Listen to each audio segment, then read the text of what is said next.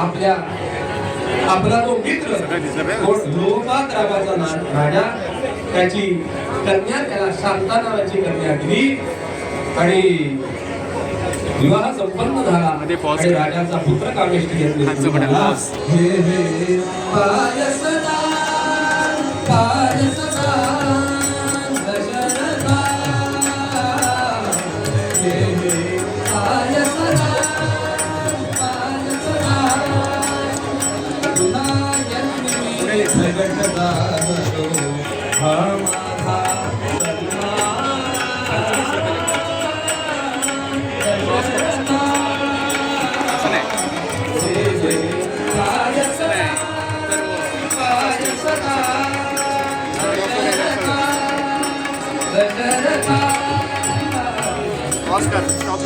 तीनही राण्यांच्या मुखावर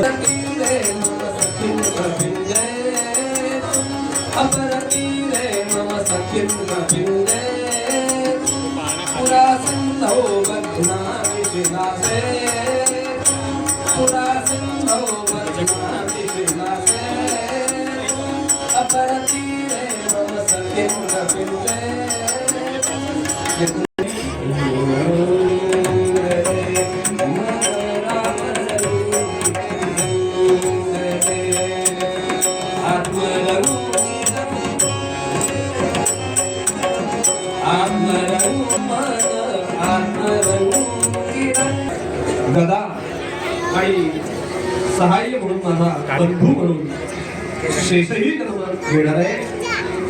कौशल्य आपलं कैकेयी मातेच्या पोटी, सुमित्रा मातेच्या पोटी. अशा करता त्याची धर्माची घडी विस्कटलेली आहे ना, ती पुन्हा बसवण्याकरता म्हणून मी जन्म घेणार आहे. हे राजा आपल्या कौशल्या मातेला राजा दशरथाला सांगितलं. आपल्या चतुर्भुज रूपानं दर्शन दिलं आणि सांगितलं.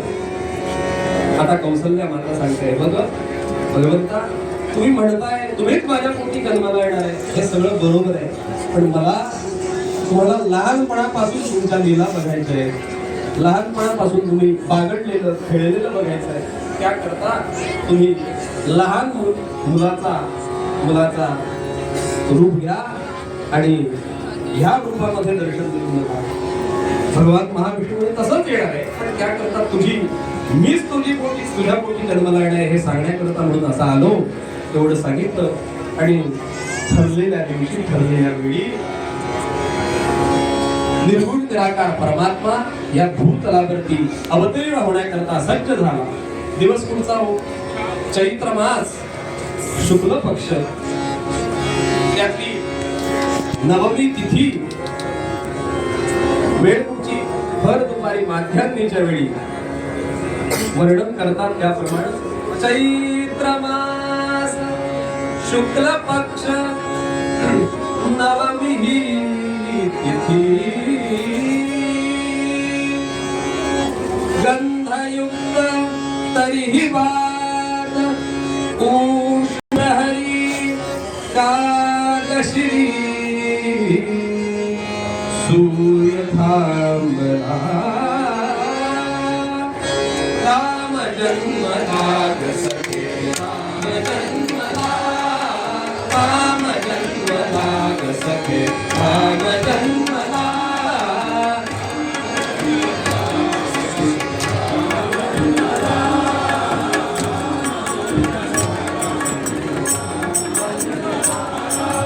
कौसल्या राणी हळू उघडी लोचने पुणे गाय माय सखा पुत्र दर्शने ओ घडले आजू तुझे कंठ दाटला ओ घडले आजू तुझे कंठ दाटला राम जन्म लाग सके राम जन्म लाग राम जन्म लाग सके राम जन्म लाग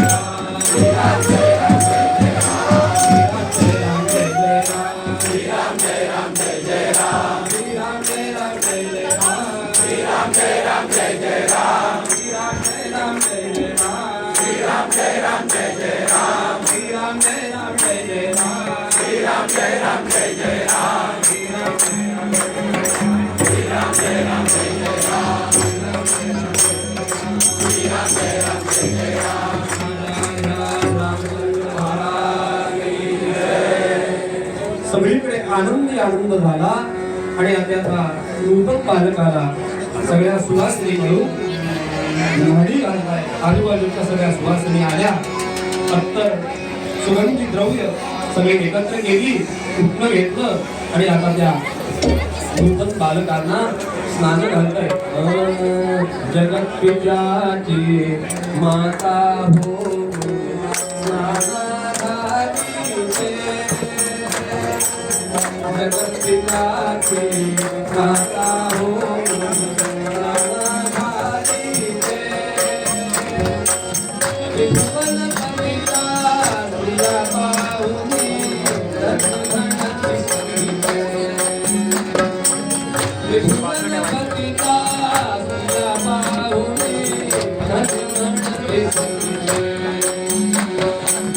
गंगा गोदा यमुना देवी वस्तिका,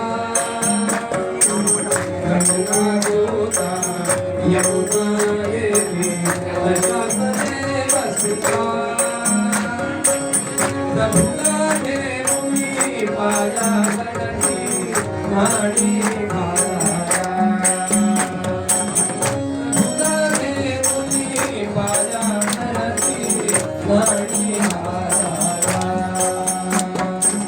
मुळात निर्मळ असता प्रभुला न्हाणी घालीते, मुळात निर्मळ असता प्रभुला न्हाणी घालीते, भुवनपतीला तुझ्या माऊली हनुमंती सतीले, जगद्धिताची माता हो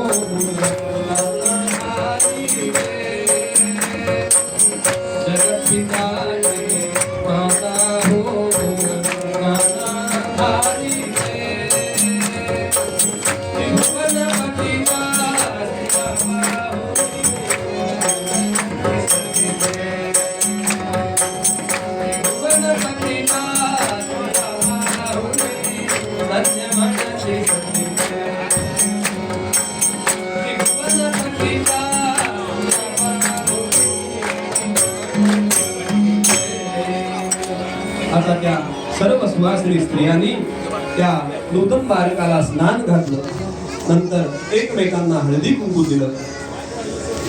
कौसल्या मातेलाही हळदी कुंकू दिलं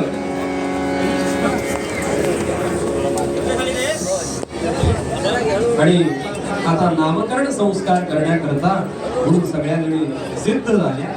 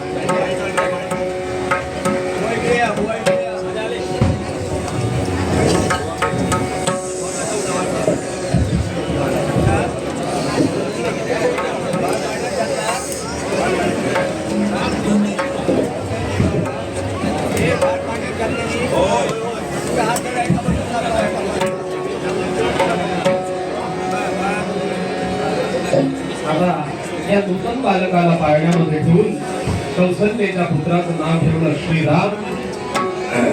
कैकेयीला जो मुलगा झाला त्याचं नाव ठेवलं भरत. आणि सुमित्रेला या दोघांनी आपापल्या यज्ञ प्रसादाचा एक एक भाग काढून दिल्यामुळे तिला 2 मुलगे झाले. त्यांचं नाव ठेवलं लक्ष्मण आणि शत्रुघ्न. अशा पद्धतीनं सगळ्यांची नामकरण संस्कार झाले. सगळ्यांच्या तोंडामध्ये साखर घातली आणि आता त्या सुवासिनी स्त्रिया सगळ्या आलेल्या सुवासिनी स्त्रिया आणि तीनही माता त्या बालकाच्या पाळण्याला झोके देत आहेत आणि पर्यंत घेत आहेत.